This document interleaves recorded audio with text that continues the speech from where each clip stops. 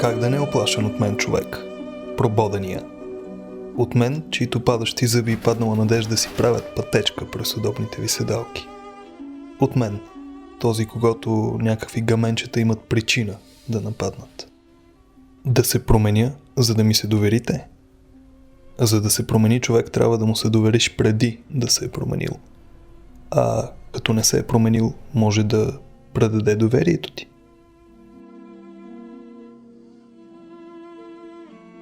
Тата е много добър, свестен, готин човек. Може да се говори свободно с него. Тати е човек, с който много дълго може да се говори. Той е много добър и любящ съпруг. Влизах в дискотеката си Умруци, тръгвах по центъра на Перник и си харесам някой, без да го предупредя, му скачам на бой. Скачах на бой дори на милиционер. А каква възраст алкохоли? Мина 15-16 годишна възраст. Горе-долу колкото големия ми син. С един приятел си пиехме в едно заведение на морето, отвън. И покрай нас обикаляше едно улично куче. И този мой приятел каза, дай да го заколяме и да го опечеме. Обаче аз още не бях така на градус, сериозно. И казах, как бе, глупости, не трябва да го правим това нещо. Но след това, като се напихме, хванахме кучето, заклахме го, отдрахме го и го опекохме на чеверме. Освен това е много добър и ми помага и в кухнята, най-вече специалността готвене. И щех да влезна в затвора.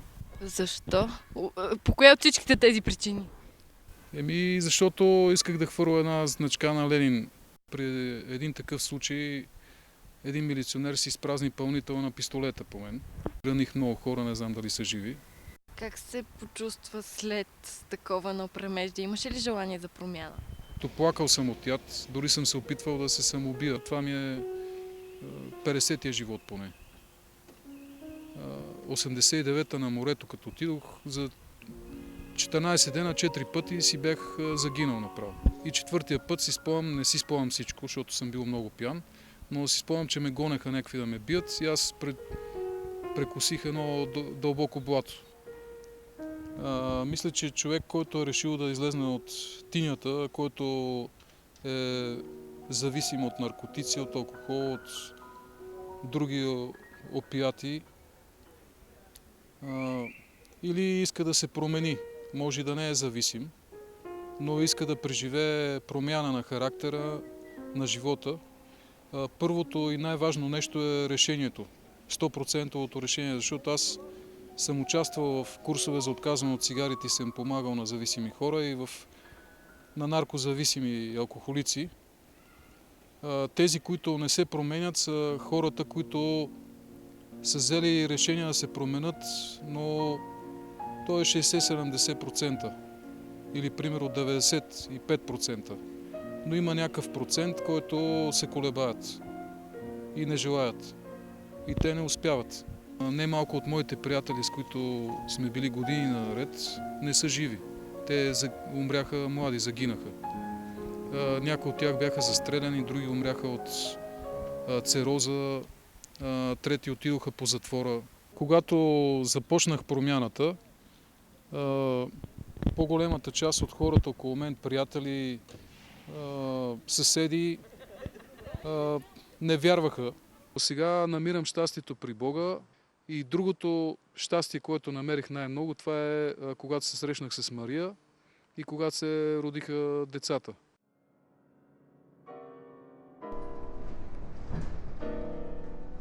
Бягам към вас, за да избягам от смъртта, а вие бягате от мен като от смъртта. Кръвта ми изтича бавно по релсите за нея. Не знаете какъв съм, как да се доближите до мен. Далеч сте от мен. Как да знаете какъв съм? Лош съм. Бях. Съм. Бях. А това, че не ми помагате, извинение ли за мен да не се променя? А това, че не се променям лесно, извинение за вас ли беше, че не ми помогнахте? Отчаянието ни, че не можем да помогнем на всички, не е ли нежеланието ни да помогнем на единия, на когото можем? Поне сега, Когато сърцето ми е перфорирано, ще платя ли с кръвта си билета за вашите сърца?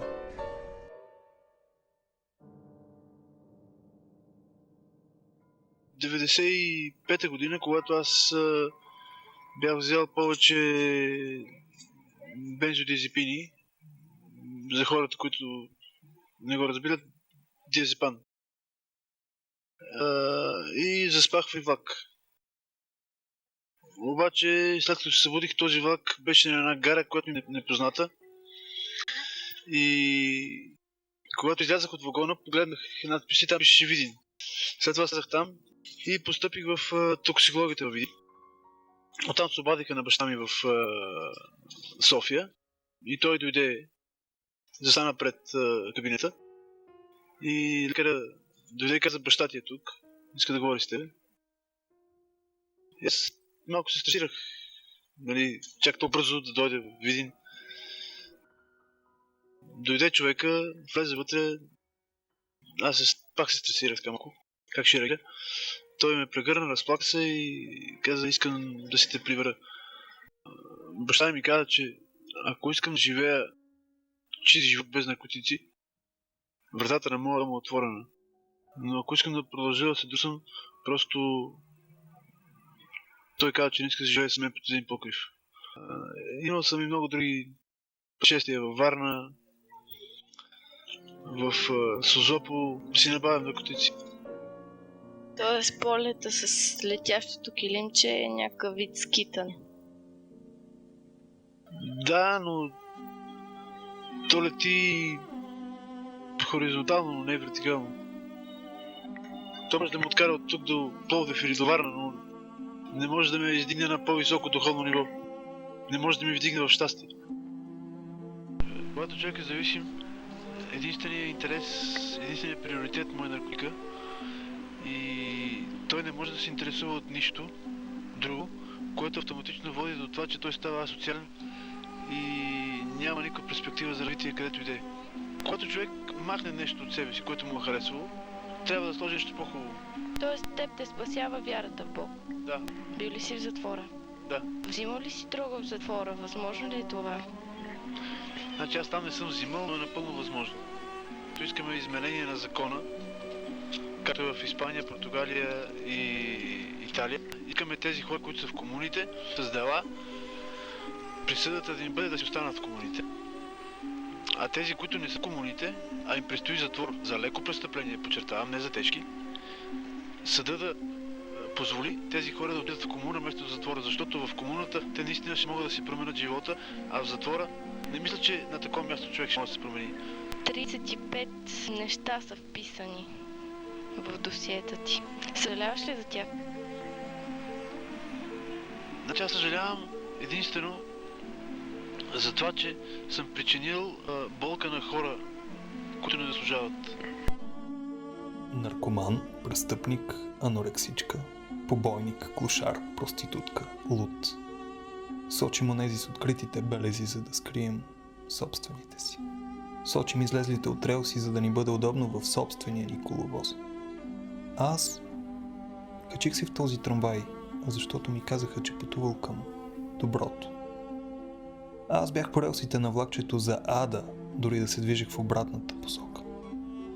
Лошото те обсебва, независимо дали бягаш от или към него. Единственият начин да премахнеш злото от себе си е да намериш добро, което да го премахне вместо теб. Аз не зная коя е правилната реакция. Аз не зная. Може би вие ще откриете до следващата спирка. Аз слизам на тази. Качих се на този трамвай, защото ми казаха, че пътувал към